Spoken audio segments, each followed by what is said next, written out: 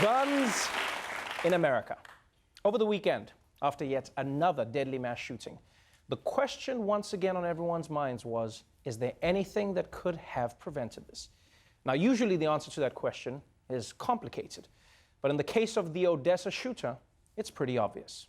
New details of the deadly mass shooting in Odessa, Texas. Officials revealing now the gunman evaded a federal background check to get the firearm he used in the rampage. The gunman who killed 7 people and injured more than 20 bought the gun he used from a private seller, not a licensed dealer.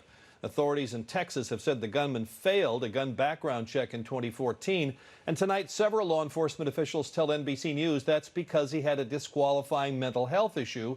But a private sale does not require a background check. Okay, this is just ridiculous, people. If you fail a background check in America, you can just go buy a gun from a private seller who doesn't have to do a background check? That doesn't make any sense. Can you imagine if they had that loophole at the airport? Huh? The TSA agent is like, all right, step into the machine, put your hands over your head, and you're like, actually, I got my ticket from a private seller.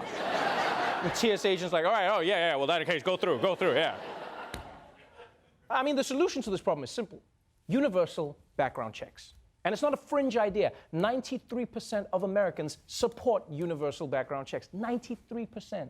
You know how high that is? I don't even remember the last time my phone battery was at 93%.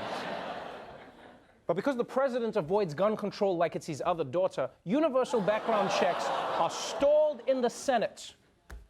Luckily, though, while the White House is thinking about other measures, they have this proposal to stop mass shootings. The White House is working with the Justice Department on a new death penalty bill. The White House wants to expedite the death penalty for people who are found guilty of committing these kinds of mass shootings. And today, the Vice President's Chief of Staff confirmed that the Department of Justice has drafted legislation that would do just that. Okay, I'm not sure that the death penalty is the right response. I mean, half the time, mass shooters have already written a manifesto about how they can't wait to die for their delusional cause. In fact, if you really want to deter them, there should actually be a law that if you're caught, you have to read your manifesto live at the Apollo. Yeah, that would deter people. It's like some kid on stage is like, and that's why I believe the white race to be superior, and oh boy, this was a huge mistake.